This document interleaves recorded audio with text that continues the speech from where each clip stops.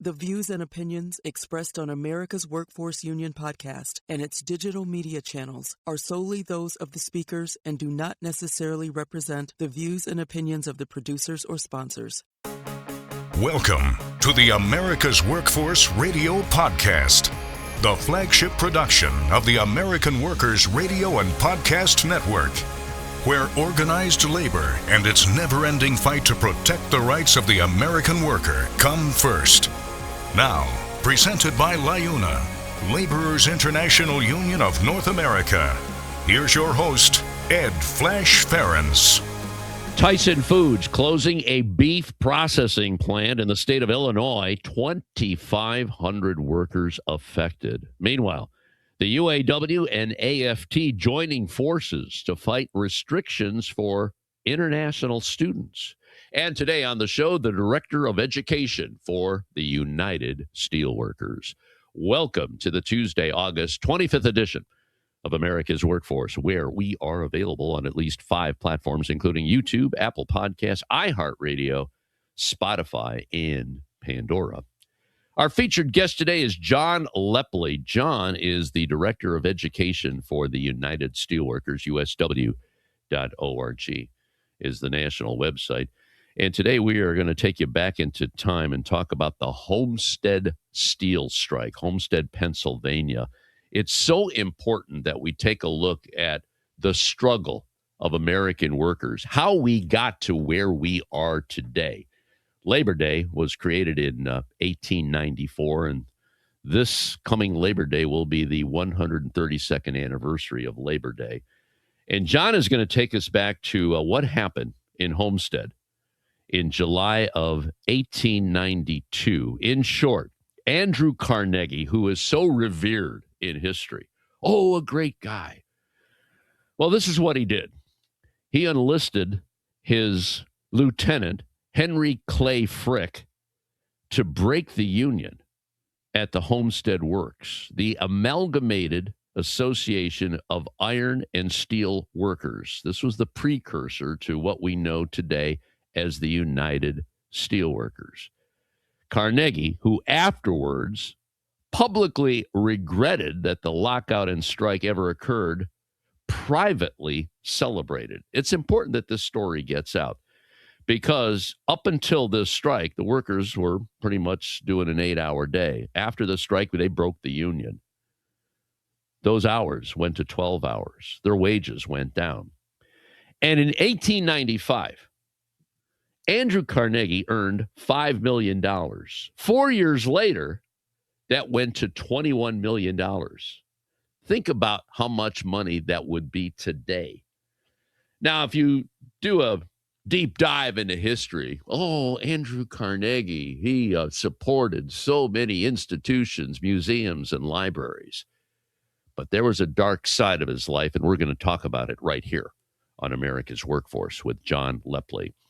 Now, brief look into the world of labor. The segment brought to you by Boyd Watterson Asset Management. You can find more at boydwatterson.com. Sad story out of Illinois today. Tyson Foods has announced it would shutter its beef processing plant in Jocelyn, Illinois.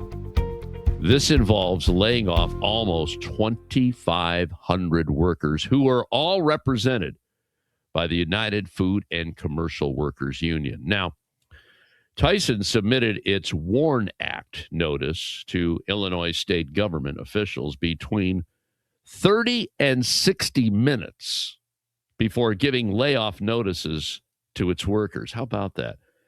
The company plans to keep its workers employed through 60 days after the plant's closing. Michael Leroy is a professor of labor and employment law in Illinois and said this plan technically comports with the WARN Act and that an employer can lawfully give 60 days WARN Act notice, maintain employees on payroll employment status, and not require them to report for work, but only if the employer continues to pay full wages and benefits throughout the entire 60-day notice period. Workers from the plant have, in the meantime, held organizing meetings and staged a protest. That protest happened on Friday. So sad news for the food and commercial workers. Meanwhile, The United Auto Workers and the American Federation of Teachers are joining college groups in suing the Trump administration regarding restrictions on admission periods for international students. Now, this comes following a Department of Homeland Security rule finalized just last month, which restricts international students to 4 years in the U.S. The challengers argue that this violates the Administrative Procedure Act and seeks to block the rule before it takes effect on September 15th. A spokesperson for DHS responded to the suit, calling it performative outrage. On the union side, UAW President Shawn Fain has spoken out, saying that international students should not have to navigate an immigration system designed to disrupt their education, their research, and their lives. The case is filed in federal court in the District of Massachusetts. All right, we're going to take a quick break. When we come back, the Director of Education for the United Steelworkers talking about the Homestead Strike of 1892. Back in a few minutes, you're listening to America's Workforce. You're listening to America's Workforce with Ed Flash Ferens. It takes LIUNA to build North America's infrastructure. From roads and bridges to schools and skyscrapers, the men and women of LIUNA, the Laborers International Union of North America, build the projects we depend on. From constructing the Freedom Tower on the site of the former World Trade Center to untangling Washington, D.C.'s congested interstate, LIUNA members do the work that matters. Find out what it takes to be built by LIUNA at liuna.org. That's liuna.org. America's Workforce is brought to you in part by the Communication Workers of America. You can find more at cwa-union.org. This segment of the show is brought to you by the Brotherhood of Maintenance of Way Employees Division of the International Brotherhood of Teamsters. For more information, please visit bmwe.org. America's Workforce is brought to you in part by the Heat and Frost Insulators Labor Management Cooperative Trust. Find out more at insulators.org/LMCT. There is unity and strength for workers. We are the USW. We are the USW. The United Steelworkers. The largest industrial union in North America. We represent 850,000 members in the U.S., Canada, and the Caribbean. We work in metals, rubber, chemicals, paper, oil refining, atomic energy, and the service sector. We are steelworkers, standing strong and fighting for what's right. Now, back to America's Workforce. Here's Ed Flash Ferens. And don't forget, you can check us out on Facebook or follow us on X, formerly known as Twitter. That would be AWF Union Podcast, AWF Union Podcast. We are continuing our series we call Labor 132. This coming Labor Day is the 132nd anniversary of the creation of Labor Day as a national holiday. Grover Cleveland, then president, signed it into law in 1894. And joining us as our featured guest today is John Lepley, no stranger to America's Workforce. He is the Director of Education for one of our great sponsors, and I mean a longtime sponsor at that, and that would be the United Steelworkers. I come from a steelworkers family. I've said that on the show many, many times. My dad was a steelworker. My uncle was a steelworker, worked at the old Alcoa plant.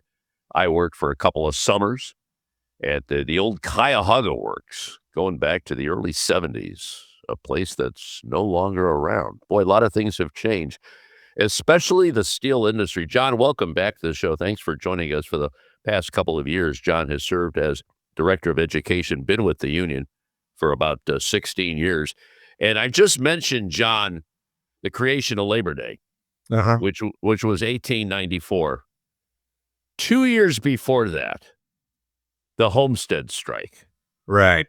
Pretty ugly. And we're talking Homestead, Pennsylvania, Andrew Carnegie. And I want to take this opportunity to talk about how Carnegie is portrayed in the history books today. And I came across an article not too long ago.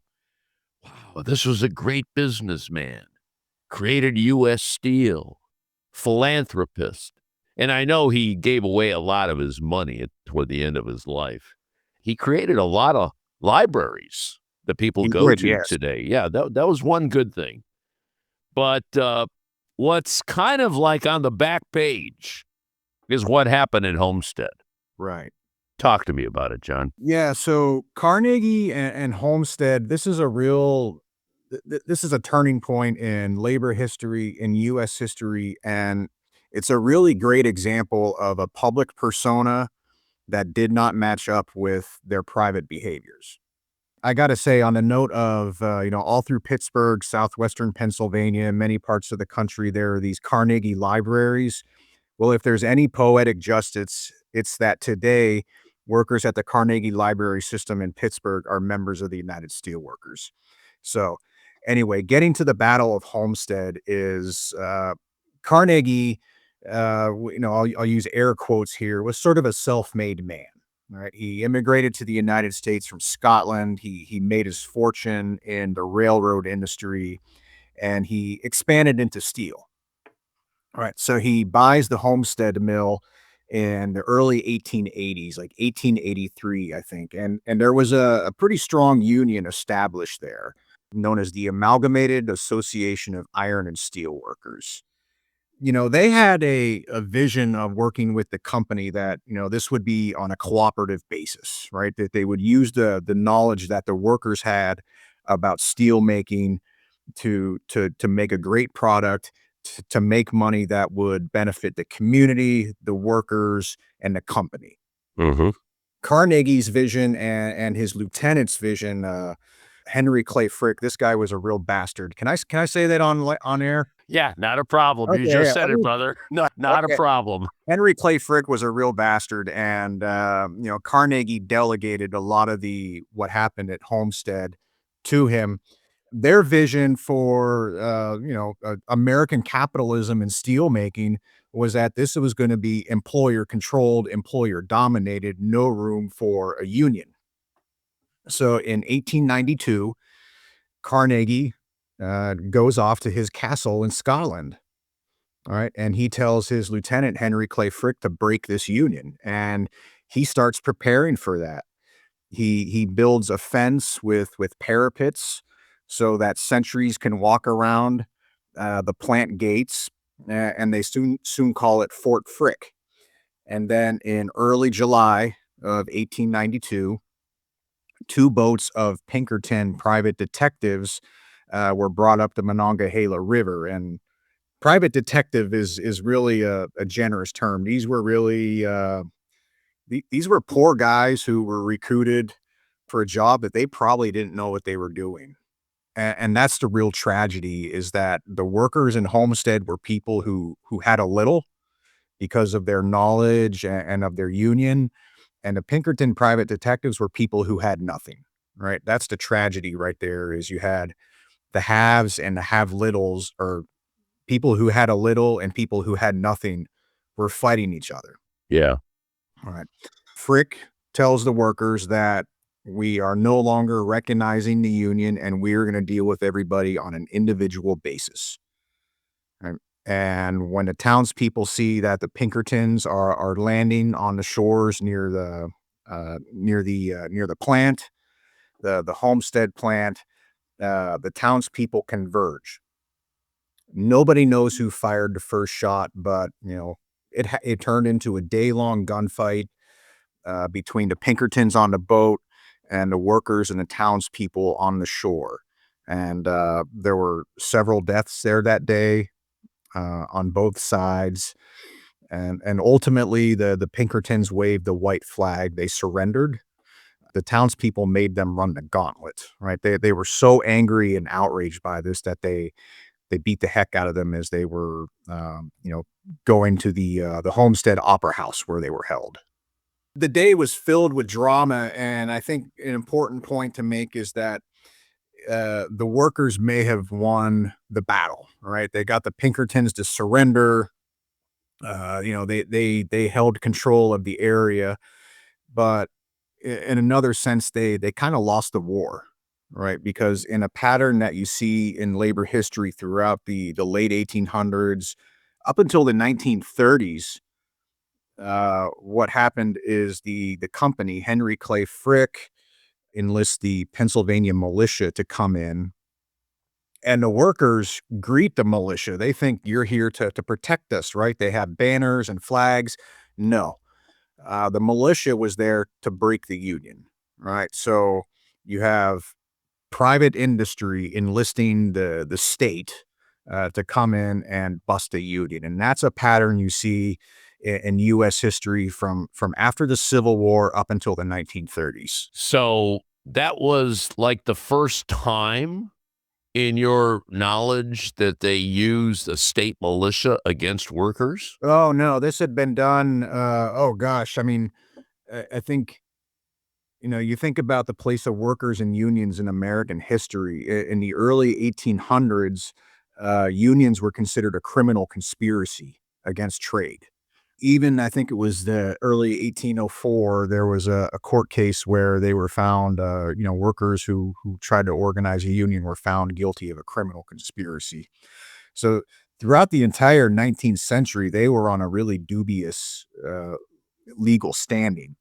And that continues. And it just really intensified after the Civil War. In 1877, for example, there was a nationwide railroad strike. Martinsburg, West Virginia, Pittsburgh, Chicago, you name it. And place after place, the federal army, the militia was brought in to break the union, or just work communities that were organizing. You, at the beginning of this of our discussion, you mentioned Grover Cleveland. Well, the reason that Cleveland signed legislation to make Labor Day a holiday was because he wanted to curry favor of working people, because they had just used a federal army against striking railroad workers at Pullman. Right. So this was the norm, not the exception. After the creation of Labor Day, I get the sense that things didn't really change right away until the 30s. Is that what I'm hearing? Oh, yeah. I mean, the early 1900s, the late 1800s, this pattern continued. It's this period of labor history that is so rich and I think galling to people when they learn it, because it was just outrageous what happened. People like Carnegie and his successors, whether it be the Rockefellers, the Vanderbilts, they acted without impunity when it came to workers, their lives, and to their communities. John Lepley is our featured guest on the show today. This is a continuation of our series called Labor 132. How we got here. It wasn't easy, as you can tell. He is the Director of Education for the United Steelworkers, USW.org. More to come from John right after this. You're listening to America's Workforce with Ed Flash Ferens. American workers are sick of struggling to get by. It's time to get ahead. In the Teamsters Union, workers are winning industry-leading contracts, historically high wages, fully paid health care, and retirement benefits you can count on. Across the country, Teamsters fight alongside our brothers and sisters to secure a better life. It's what we've been doing and how we've been living for more than a century. When we fight, we win. Join us. Be a Teamster. America's Workforce is brought to you in part by the International Federation of Professional and Technical Engineers. You can find more at ifpte.org. The Iron Workers Great Lakes District Council, consisting of 8 iron worker local unions in West Virginia, Pennsylvania, Ohio, and Michigan. We build the skylines and bridges along the Great Lakes. With more work than ever before, the Great Lakes District Council is actively searching out the next great iron worker, whether it's building the next Intel plant or constructing a bridge to safely connect our great cities along the lake. So join the Iron Workers Great Lakes District Council today.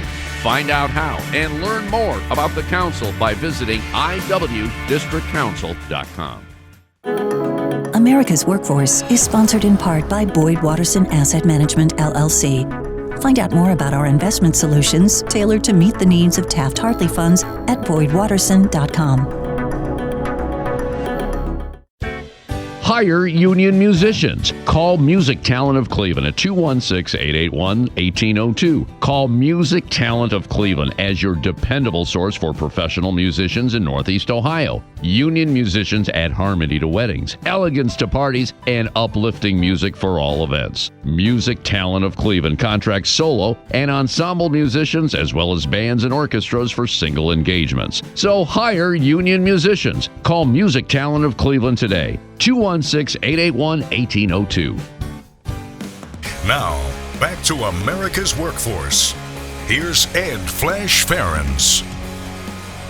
And remember, you can check us out on at least 5 platforms. That includes YouTube, Apple Podcasts, iHeartRadio, Spotify, and Pandora. And when you get an opportunity, here's what you do. Just sign up and receive our shows on a regular basis and give us a rating. Always appreciate those 5-star ratings, so please keep them coming. And I always appreciate the guests that come to America's Workforce to talk about, well, we're talking about labor history right now with John Lepley. John is the Director of Education for the United Steelworkers, USW.org. John, you know, in that first segment, we talked about the class warfare going on between the industrialists and the workers. And, you know, that's still going on today when you think about it. I mean, it hasn't changed. Yeah, especially now. I mean, I just had a story about Elon Musk and what he did in Sweden. They were on strike over there for about 2.5 or 3 years or something. Yeah, 3 years, 1,021 days. He bought out every worker. And Sweden is like 90% union density, too. It's amazing what's going on, and it's sad that it's going on. But let's pick up on what you talked about in the 1890s with Homestead. Fast forward to the 1930s, and think about that time. Great Depression, unemployment in some parts of America at 50%. People were struggling. My dad was talking to me about that so many times. He was selling apples to make a living. That's how bad things were. So with the labor reforms, take me back to that time. It happened because of political change. Let's pick up on that. Go ahead. And that political change happened because workers organized. You know, I mean, even before the National Labor Relations Act became law in 1935, the mine workers really took the lead in doing just, you know, they didn't wait for the government to say, hey, it's, you know, it's okay to start a union. They just did it because it was a matter of life or death going underground. And you know, that was the case in many workplaces at that point in time. So workers were already organizing, and this is a case of where the government was just catching up. And so they passed the National Labor Relations Act, became law in 1935. And even then, the steel companies hadn't changed much. You know, U.S. Steel signed an agreement with the United Steel, or what became the United Steelworkers, I think in 1936. But then companies known as Little Steel, Bethlehem, Jones and Laughlin, Republic, they said no, not now, not ever. And they literally prepared for war, just like Carnegie and Frick did. All right, there's tons of books that document how they were getting weapons and munitions and tear gas to prepare for war, literally with their workers, because they did not want a union. That led to the 1937 Memorial Day Massacre, when 10 workers were killed in Chicago by police who had actually been armed and equipped by Republic Steel Company. It took a lot of work. It took a lot of sacrifice and struggle, but ultimately the workers did prevail, building their union, winning collective bargaining agreements. And there is some beautiful literature that just documents the basic changes in day-to-day life for working people, and how it made it just a little bit better. And over time, it made it pretty darn good. Right now, there's a writer from Johnstown, Pennsylvania, named Jack Metzger, who wrote about his dad's experiences in a 1959 steel strike. And his dad talked about life in two ways. He talked about life before the union and life after the union. His dad worked for Bethlehem Steel in Johnstown, Pennsylvania, and it was just dozens and dozens of little changes that made his dad's life better in the workplace, and also when he got home and could be with his family. That's why we say it's better in a union today. Exactly. Yeah.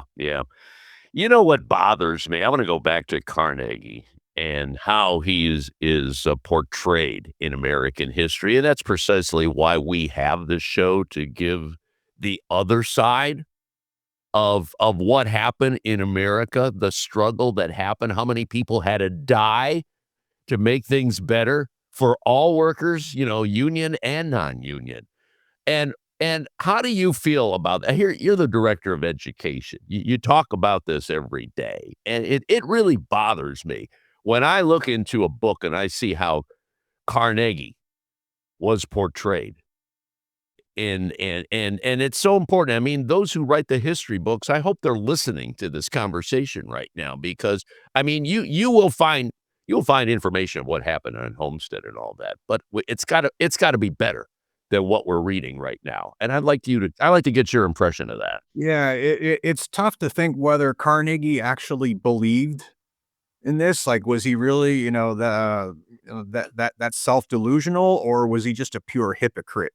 Either way, it is really, it is outrageous that he crafted this image of a benevolent, kind millionaire, right? And actually, in 1889.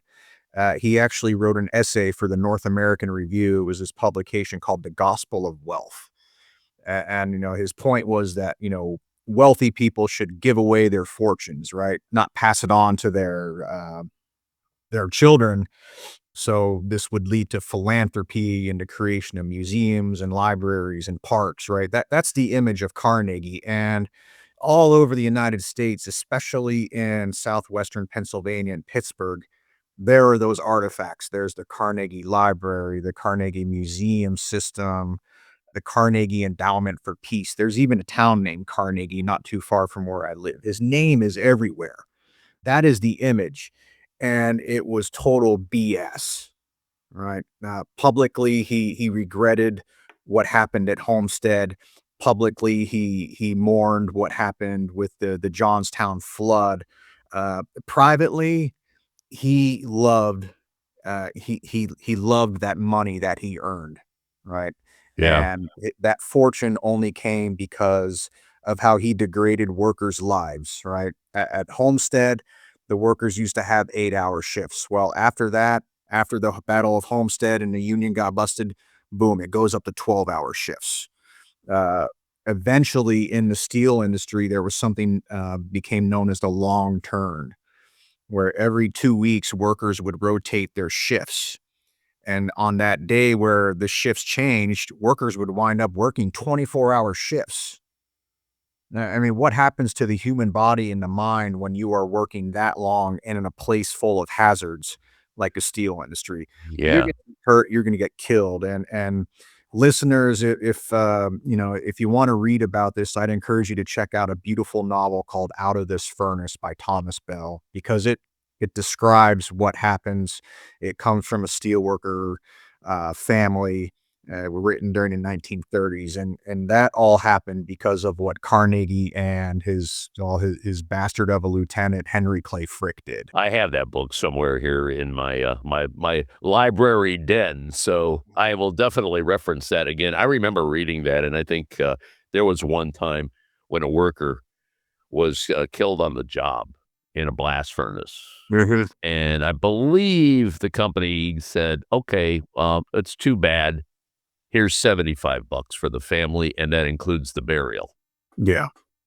That's the world we lived in back then. Yeah, you weren't even a number. You were just you were a warm body, and I think, keep in mind what also happens in 1892 when the Homestead, the Battle of Homestead. Well, Ellis Island's opened up, right? So they are just exploiting all of these immigrants who are coming over from Eastern and Southern Europe. And you know what? That still happens today. Yep. Like I said before, some things never change. Uh-huh. John, thank you so much. You take care. I know you're a busy guy. John Lepley, he is the Director of Education for the United Steelworkers, USW.org. You stay safe and stay in touch, okay, brother? All right. You too, buddy. Thanks, Flash. And that'll be it for yet another edition of America's Workforce. Tomorrow, the Professional Aviation Safety Specialist and the National Labor Office of Blue Cross and Blue Shield. Until then, all of you have a safe and wonderful day. That concludes another episode of the America's Workforce Radio Podcast. Thanks for listening, and be sure to subscribe so you never miss a show. America's Workforce is a production of Labor Tools and BMA Media Group. Find out more information online at labortools.com.